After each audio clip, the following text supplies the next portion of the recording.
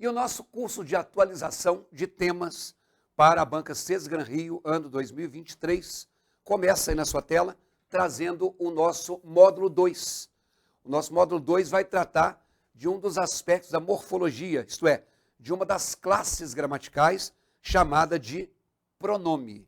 E aí, como eu comentei com vocês no módulo número 1, a partir de agora eu vou pegar um fragmento de texto, olha aí na sua tela, que é o segundo parágrafo do texto Entulho Eletrônico, risco iminente para a saúde e o ambiente. Então, na verdade, todas as vezes que eu começar um tema, eu vou pegar um parágrafo e desse parágrafo nós vamos então fazer a construção da teoria, assim como fizemos no módulo anterior, em que nós tratamos de um assunto pontuação.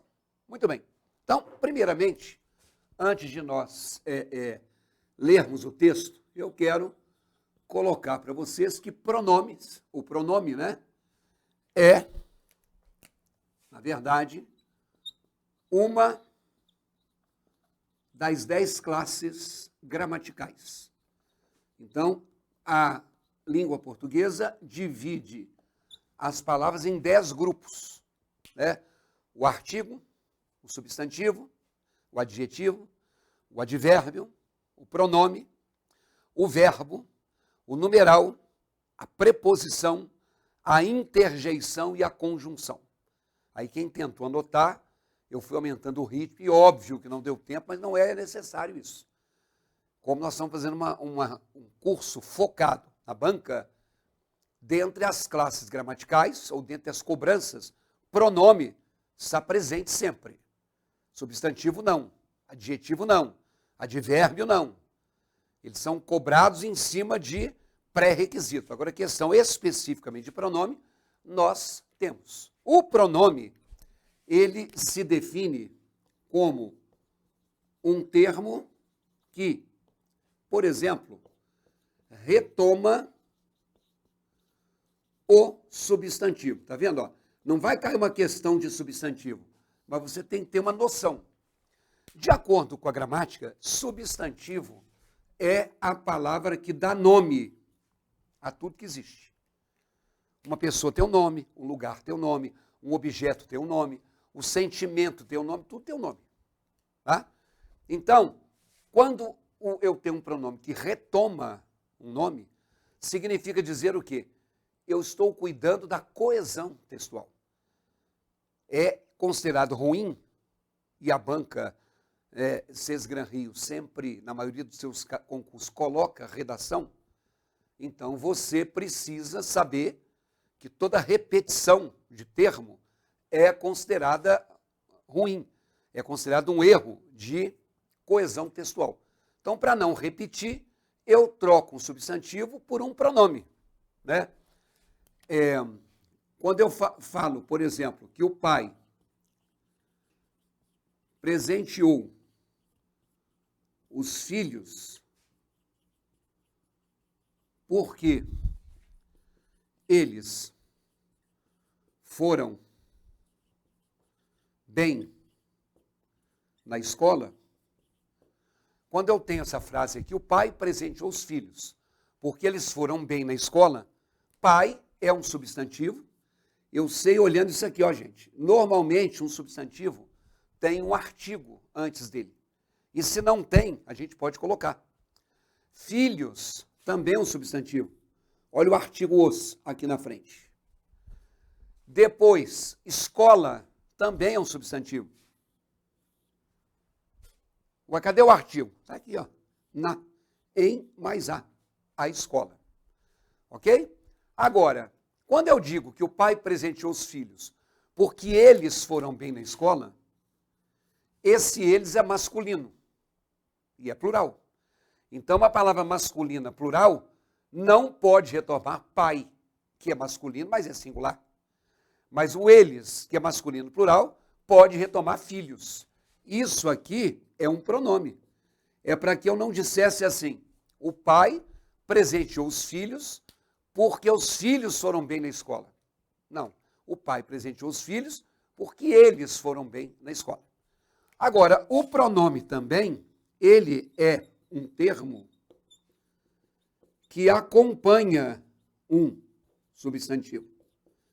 Aliás, a palavra pronome, ela tem um prefixo pró, que significa a favor de, em função de. Um pronome é um termo colocado em função ou em prol de um nome.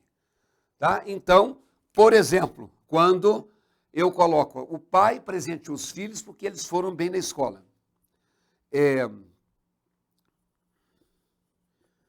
Meu pai também presenteava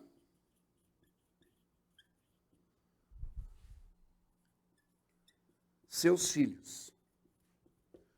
Quando eu falo que meu pai também presenteava seus filhos, naquela frase que eu escrevi ali, nós não temos nenhum artigo. Mas a palavra pai, eu já disse que é substantivo, como a palavra filhos, eu já disse que é substantivo. Eu posso colocar o pai e posso colocar os filhos. Observem então, agora que ao lado da palavra pai apareceu esse meu, que é masculino. Agora é masculino por quê? Ué, porque pai é masculino. Se eu troco pai por mãe, eu diria o quê? Minha mãe. A mesma coisa é aqui, ó. Os seus está no plural, porque filhos é plural. Se fosse filha, seria sua filha. Então, tanto a palavra meu quanto a palavra seus variam para concordar com um substantivo. Elas não estão substituindo, elas estão acompanhando. Então, isso aqui são pronomes também. A gramática chama isso aqui de pronome pessoal e esses dois de pronomes possessivos. Pode ser que em algum concurso que você faça, eles cobrem classificação de pronome. Não é o caso da Banca Cês Gran Rio. Não é. Mas vamos na tela então. O parágrafo 2, depois você jogue esse início aí na internet, que aí você vai localizar o texto e a prova, né, da Cês Gran Rio em que ele caiu. Obsolescência programada é a decisão intencional de fabricar um produto que se torne obsoleto ou não funcional após certo tempo, para forçar o consumidor a comprar uma nova geração desse produto. Isso tudo que eu li aí, até esse primeiro ponto final, representa o primeiro período do texto. E nesse primeiro período, olha aí, eu destaquei um se na linha 2, está vendo em verde? Obsolescência programada é a decisão intencional de fabricar um produto que se torne obsoleto. Vem cá. O se, o lhe, o me, o nos, o ti, são aquilo que a gramática chama de pronomes pessoais do caso oblíquo.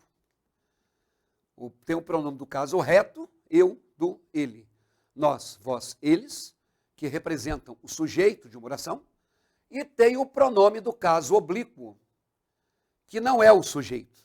Então, olha aí na tela, que ao lado do se, antes ele tem um que, depois ele tem um torne. E o pronome oblíquo, ele tem a sua posição em relação ao verbo como alvo de estudo. E, normalmente, o que cai nas provas da Cês Gran Rio é a chamada colocação pronominal. Então, você não tem que ficar estudando muitas coisas para fazer uma prova da Cês Gran Rio, porque não cai muitas coisas. Cai a questão da colocação pronominal, que tem uma coisa que se chama próclise, uma coisa que se chama ênclise e uma coisa que se chama mesóclise. A chamada próclise é quando eu tenho o pronome colocado antes do verbo, que é o que nós brasileiros praticamos na nossa fala e normalmente escrevemos nas nossas redações. Então, eu posso colocar que o encarregado me comunicou o roubo. Ao dizer que o encarregado me comunicou roubo, eu tenho aqui o pronome me antecipando, né, o verbo comunicar. Ele está antes do verbo. Isso é o que se chama de próclise. Temos também uma coisa chamada ênclise, que no Brasil é muito pouco usada, mas na língua portuguesa de Portugal é o mais comum. É quando você tem o pronome depois do verbo. Então, a próclise, prefixo pró, assim como o prefixo pré, significa antes, é antes. E a ênclise é depois. Por exemplo, observaram-se as normas de conduta. Então, quando eu digo que observaram-se as normas de conduta, eu não tenho mais o pronome me, mas eu tenho o pronome se, que está aqui, ó, depois do verbo. Então, isso aí é um caso de ênclise. Próclise mais usado no Brasil, ênclise mais usado em Portugal e mesóclise, que é uma coisa que está caindo em desuso. Quer dizer, na língua portuguesa moderna, mesmo de Portugal, não se tem mais utilizado a mesóclise, que é quando você, se é que isso é possível, coloca um pronome no meio do verbo. Como assim, professor? Eu pego a forma verbal, quebro e encaixo um pronome. Por exemplo, entregar-me-ão os relatórios. Ninguém fala isso no dia a dia. Todo mundo fala assim, eles vão me entregar os relatórios. Eles me entregaram os relatórios, ou me entregarão. Entregar-me-ão, observe que o verbo entregarão foi partido e o pronome me ficou colocado entre as duas formas verbais. Então aí nós temos uma coisa chamada próclise, uma coisa chamada ênclise e uma coisa chamada mesóclise. Lá na tela, na linha 2, você vai circular. Eu pedi no módulo 1 que você baixasse o PDF. Se você não fez isso, eu peço que você pare essa aula agora, imprima o PDF para que você possa fazendo as anotações aí. Bom, circule esse se e coloque aí, ó, posição de próclise. Posição de próclise, 2 pontos. Antes do verbo. Posição de próclise antes do verbo. Beleza? Bom, agora vamos lá. A questão da próclise que nós vimos aí, ela predomina na língua brasileira. Isso significa o quê? Que para nós brasileiros, quando a gente lê num texto uma frase que tenha próclise, isso não soa mal. Eu estou chamando a atenção para isso porque nós temos uma péssima mania. Quando a gente vê alguma coisa que fica feio, ou que a gente acha que não está sonoramente bom, a gente tem a mania de achar que está errado. Nem tudo que soa mal está errado, e nem tudo que soa bem está certo. Ok? A próclise, ela é correta, vírgula, desde que, em outras palavras, na sua redação, você, de preferência, vai utilizar todos os pronomes antes do verbo. Quando eu corrijo redação, eu não vejo muitos erros gramaticais. Não vejo. De colocação de pronome, não. O nosso módulo 1 foi pontuação. Eu vejo erros de pontuação. Erros de colocação de pronome, muito poucos. Bom, então ela é correta desde que o pronome não inicie oração. Em outras palavras, eu não posso iniciar oração com pronome oblíquo. Então, por exemplo, me solicitaram cópia do arquivo. A coisa mais comum de você ouvir isso, ó, me solicitaram uma cópia do arquivo. Só que isso aqui está errado, porque eu te falei que nós não podemos começar frase com o pronome oblíquo. Claro que na linguagem oral, você vai falar isso direto. Me dá um copo d'água, por favor. Me passa esse azeite. Ó, te espero lá fora, falou? Te espero, espero-te. Nenhum de nós vai falar isso aí. Ou, também, a próclise é correta desde que o pronome não venha depois de vírgula. Por que que ele não pode vir depois de vírgula? Porque geralmente depois de uma vírgula começa-se uma outra oração. Por exemplo, o patrão chegou me cobrando um bom resultado. Então, quando eu coloco que o patrão chegou me cobrando um bom resultado, eu estou com o pronome me antes do verbo, que está errado. Por quê? Porque ele está depois de vírgula. Então, o patrão chegou cobrando-me um bom resultado. Então, essa próclise, começando o período, ou começando uma outra oração, está incorreta. Beleza? Vamos na linha 2 de novo. Lá na linha 2, obsolescência programada é a decisão intencional de fabricar um produto que se torne obsoleto. Então, esse se é uma próclise, está correta, por quê? Porque eu não estou usando depois de vírgula e eu não estou usando o início da oração. Logo, a próclise aí é correta. Porém, vocês têm, na maioria das questões da banca, o pedido de avaliar onde é que é a frase em que o pronome foi colocado na posição devida. Então, na verdade, existem casos de próclise obrigatória. Tá bom? Quando é que a próclise é obrigatória? Quando existem fatores que atraem pronomes. Então, a próclise é obrigatória por atração de pronome para perto. Então, o que é isso?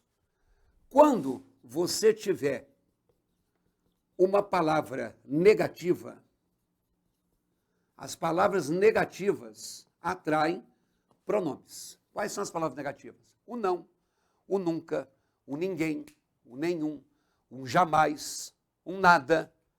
Qualquer palavra de natureza negativa. Então, por exemplo, nunca me elogiou antes. Esse pronome me, que está aqui antes do verbo elogiar, ele já estaria correto. Porque eu não comecei frase. Errado seria assim, ó. Me elogiou antes. Não pode ser assim. Então já está certo. Só que ali, além de certo, é obrigatório. Porque eu nunca atrai pronome. Eu não posso colocar nunca elogiou-me. É isso que você vai ver que cai nas questões da Cés Gran Rio sobre esse assunto. Bom, agora o não, o nunca, o jamais, são advérbios de negação. Estou dizendo isso porque, além das palavras negativas, os advérbios, em geral, atraem pronomes. O que é advérbio em geral? De tempo, de modo, de lugar, de intensidade. Então, por exemplo, sempre o admirei muito. Quando eu falo sempre o admirei muito, esse me, aliás, esse o, que está antes do admirei, aquele o não é um artigo não, hein? Eu sempre admirei ele. Esse o, que é sinônimo de ele, é um pronome. Então, sempre o admirei é uma construção correta, porque o o não iniciou o período e nem está depois de vírgula. Só que o sempre é um advérbio de tempo. Nunca é em tempo algum. Sempre em todos os tempos. E, como eu te disse, os advérbios atraem pronomes. Então, onde é a posição oficial do sujeito? Depois do verbo. Quando é que do sujeito não, do pronome, depois o verbo. Quando é que o pronome vem para antes do verbo? Quando tiver um advérbio qualquer. De tempo, de modo, de lugar, inclusive os de negação. Ok? Não acabou ainda. Acabou o nosso primeiro bloco. Como eu disse no módulo 1, as aulas de cada bloco, de cada módulo, terão uma duração média de 20 minutos, que é para você aproveitar melhor a sua capacidade de concentração. Tá de boa? Então assista logo em seguida a aula 2. Tá cansado? Deixa para mais tarde, tá bom? Até já.